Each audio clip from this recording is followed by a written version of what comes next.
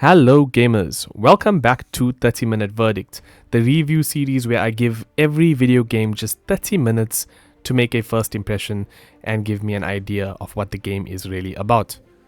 It's Agent Bardock here, and today we're looking at The Lord of the Rings Gollum, a game that dares to ask, what if we took one of the most iconic franchises ever and centered it around one of its most famous, intriguing, conflicted characters of all time?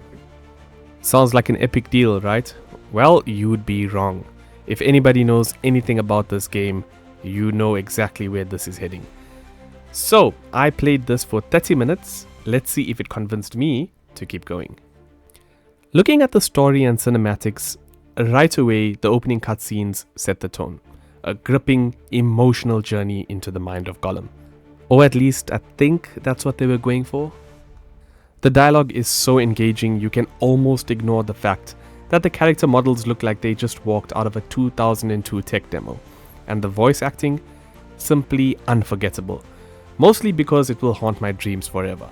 If you thought Andy Serkis's performance in the movies was great, wait until you hear this totally different take on Gollum. Oh, they says all lands and mountains might see Baggins.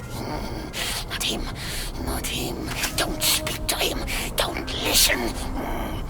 His voice acting is so convincing that I'll be hearing this voice narrating all of my future nightmares for the foreseeable future.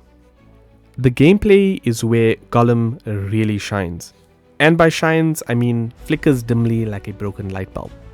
The movement is refreshingly unpredictable. Sometimes Gollum jumps, sometimes he doesn't, sometimes he grabs a ledge, sometimes he lets go. Just to keep you on the edge, you truly never know what's going to happen next. So remember, this isn't just bad platforming, it is next level immersion. Gollum isn't supposed to be a strong, agile character that we can control. He's supposed to be weak, clumsy, and frustrating. And you, the player, get to fully experience that frustration firsthand. Visually, Gollum is nothing short of breathtaking, if you've never seen a video game before. The textures embrace a bold, unfinished concept art aesthetic. It's as if the developers wanted to remind us that true beauty lies in imperfection. I mean, just take a look at all of this. These are not bad textures. These are abstract artistic choices. Who needs high-resolution graphics when you can have, well, this? And the lighting. Oh, the lighting. Why would I want to see where I'm going? That's just lazy game design. Instead, Gollum provides an immersive, stumbling in the dark experience that always keeps you guessing. Let's hear it for true immersion. Gollum has a lot of stealth gameplay, and stealth gameplay is a tricky thing to get right. Some games make it too easy, others make it too difficult. Gollum makes it completely random.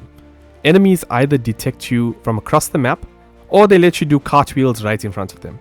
It's an experience full of suspense, not because of the challenge, but because you genuinely have no idea what is going to happen next. Like in this segment here.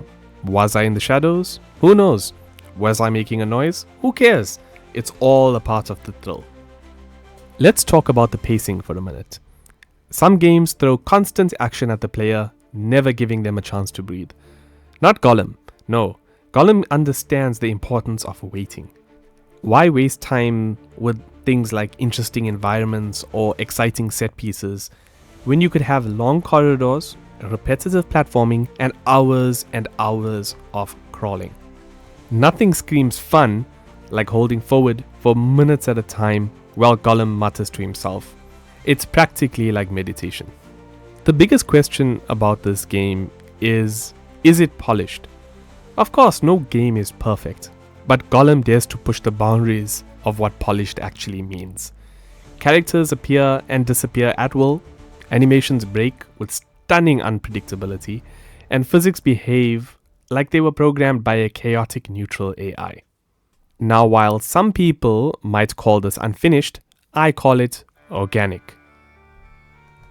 So, after 30 minutes with The Lord of the Rings Gollum, do I want to keep playing? Absolutely. how could I not want more of this groundbreaking experience? The lifeless visuals, the unpredictable gameplay, the sheer commitment to making Gollum the least appealing protagonist imaginable. This game is truly something special. Final verdict, absolute masterpiece.